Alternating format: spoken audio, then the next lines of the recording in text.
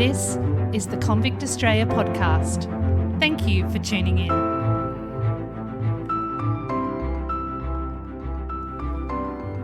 It was just after dusk when Matthew Brady and his gang of outlaw bushrangers stealthily approached a house on a sprawling estate in Tasmania's Pittwater region. The year was 1825 and the rain had poured relentlessly all day.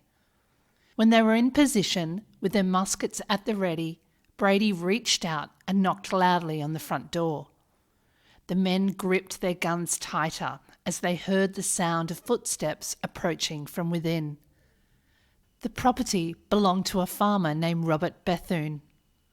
Before opening the door, Crutterton, Mr. Bethune's overseer, called out asking who was there. "Constables," one of the men boomed. Crutterton cautiously opened the door, nervously clutching his pistol. Before he knew what was happening, the 8 men rushed at him, seizing his pistol and forcing their way into the house. Brady and his gang immediately set about securing the property. Most of the servants and other people in the house had already turned in for the night. Rousing them from their beds, they ordered most of them into the kitchen. Bethune and Crutterton were put in the back room. Rummaging through their belongings, the robbers came across 2 pistols and a fowling piece, which they added to their collection of firearms and pocketed some other valuables. They helped themselves to dinner and warmed their weary, rain-soaked bodies by the fire. High on adrenaline, Brady spoke in rushed, animated tones with his captives and some members of his gang, Patrick Dunn, James Murphy, and Josiah Bird. Bethune and Crutterton dared not interrupt or challenge them. They sat listening, making a mental note of their appearance and anything that might come in handy later. The 4 men were rather distinctive. Dunn had a pock-pitted face with red whiskers. Bird was tall, athletic, and had lost part of his fingers.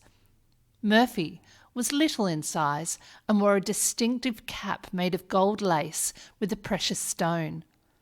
Brady was a solid, stoutly built man with dark brown hair and blue eyes. His face was slightly marked with scars from an earlier bout of smallpox.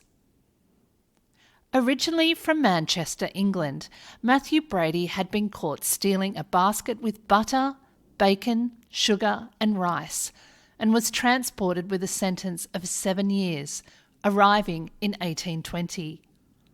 Desperate for his freedom, Brady had made several unsuccessful attempts to escape the system, earning himself 350 lashes with the cat of 9 tails, before finally absconding into the bush. He'd been at large since the previous year, but was determined to get off Van Diemen's Land for good. He was only about 26 years old.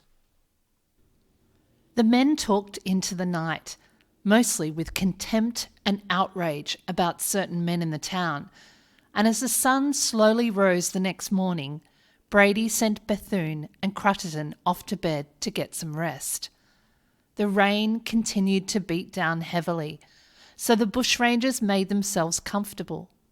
Wanting a hot drink to warm themselves, they searched the cupboards for tea and sugar, but were disappointed to discover that Bethune was all out. They debated amongst themselves which neighbour they should call on for supplies. Not wanting to impose on Mrs. Walker, who was said to be confined, they headed to Mr. Glover's residence. Mr. Glover greeted them with a shotgun, but he was quickly overpowered. After raiding his cupboards, he was taken back to Bethune's as a prisoner. Despite it not actually being Brady's house, he was a remarkably good host. When Walter Bethune and Captain Bunster arrived at the property drenched, he tended to their horses and led the 2 men at gunpoint to the bedrooms, offering them dry clothes to change into and a hot dinner before confining them with the other captives. He made sure everyone in his care was fed and well looked after. When the sun slipped down, Brady and his men bound the wrists of their captives. They forced them out of the house into the pouring rain and ordered them to march towards town in pairs. The prisoners stumbled in the pitch black. They were freezing and terrified of what would become of them. Brady announced that they were headed towards the jail to free the prisoners. Meanwhile, at Sorell jail, Lieutenant William Gunn's soldiers plopped themselves down in their chairs, exhausted. The men were soaked to the bone from being out all day searching the bush for Brady and his gang. Their muskets were waterlogged and unusable, so they unloaded the wet powder, pulled them apart, and were giving them all a good clean. It was at this moment that Brady and his men burst through the doors, catching them completely off guard. Levelling their guns at the soldiers, they quickly herded them through to the cells. Brady and his gang demanded that the soldiers release all their prisoners. Once the jail was empty, Brady forced the soldiers and their other captives into the cells, locking the doors behind them. They had nearly 40 people locked up. The gang congratulated themselves for their timing, as had they arrived half an hour earlier or later, they would not have taken the jail so effortlessly. Brady and the 3 others stayed at the jail to keep watch over the prisoners, leaving the rest to locate Mr. Lang, the chief constable and jailer, and Lieutenant William Gunn. It wasn't long before everyone in the jail heard a volley of gunshots and screams from outside the walls. Moments later, Bird and Murphy rushed into the jail. After catching their breath, the men exclaimed that they had shot 2 men. When Lieutenant Gunn regained consciousness, he found himself laying on his back in the middle of the muddy road. Rain fell heavily upon him. He tried to sit up, but a searing pain shot through his arm, causing him to scream in agony, and he fell back down. He could feel a warmth spread over him and realised with horror that it was from his blood filling up in his jacket. With great difficulty, he was helped up and led into a building where Dr. Garrett and Dr. Scott quickly assessed his wounds. They carefully stripped back Gunn's clothing, mindful that even a minor movement could cause intense pain. Upon examination, they discovered that he had been shot in the chest and repeatedly in his upper right arm. His arm was so mangled and riddled with bullets that they knew immediate amputation was necessary to give Gunn the best chance of survival. Gunn was strapped to the operating table as Dr. Scott pulled a saw from his medical bag. Anaesthesia wouldn't be practiced in Tasmania for another 25 years. Dr. Garrett held Gunn down as Dr. Scott began the horrendously painful operation. It was all over quickly. The blood was stemmed and the severed arm was examined, revealing 2 balls and 4 slugs embedded in it. Judging from the severe mutilation of the arm, it was estimated that he had been shot approximately 12 times. The death rate for amputation was quite high, with many patients succumbing to sepsis in the days following the operation.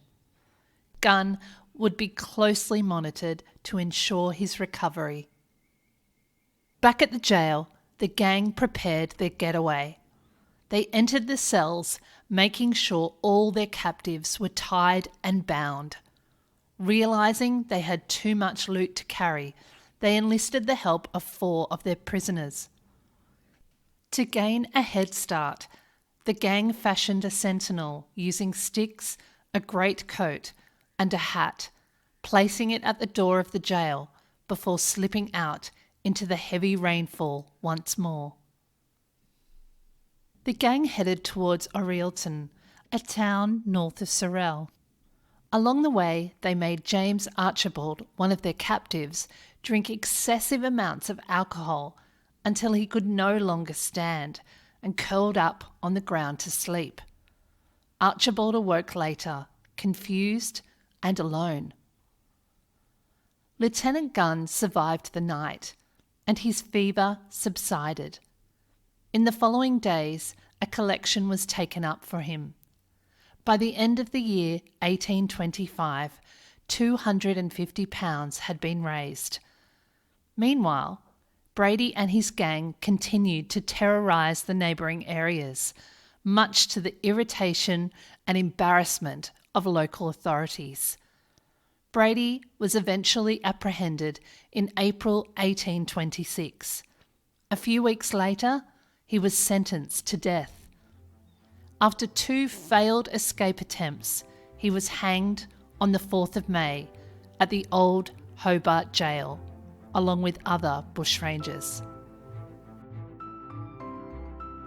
Thank you for listening to the Convict Australia podcast. If you'd like to show your appreciation and get more involved, there are a number of ways you can.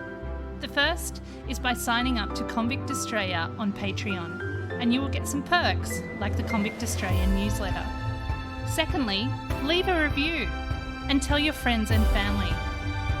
This really does make a huge difference. And lastly, join the Facebook and Instagram group Convict Australia. All the links I've mentioned will be in the show notes. Thank you again. Till next time.